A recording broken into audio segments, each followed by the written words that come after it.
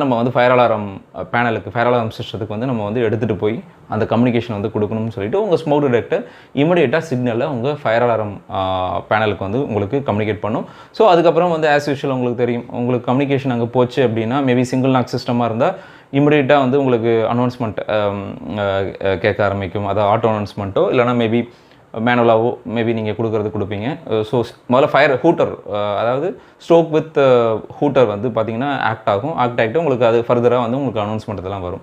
So இந்த மாதிரி தான் வந்து இந்த ஃபோட்டோ எலக்ட்ரிக் ஸ்மோக் டிடெக்டர் வந்து ஒர்க் ஆகுது. ஸோ ஸ்மோக் டிடெக்டருடைய அந்த ஃபோட்டோ எலக்ட்ரிக் ஸ்மோக் டிடெக்டரோட ஒர்க்கிங் பிரின்சிபல் வந்து ஒன்றுமே இல்லை, ஒரு லைட் ரேஸ் வந்து போயிட்டுருக்கும். அதை வந்து ஸ்மோக் பார்ட்டிகல்ஸ் போயிட்டு டிஸ்டர்ப் பண்ணும்போது அது ஸ்கேட்டர் ஆகி லைட் சென்சாரில் படும்போது உங்களுக்கு அந்த சிக்னலை பேஸ் பண்ணி தான் உங்களுக்கு அந்த ஃபயர் அலாரத்தை வந்து ஜென்ரேட் பண்ணுது.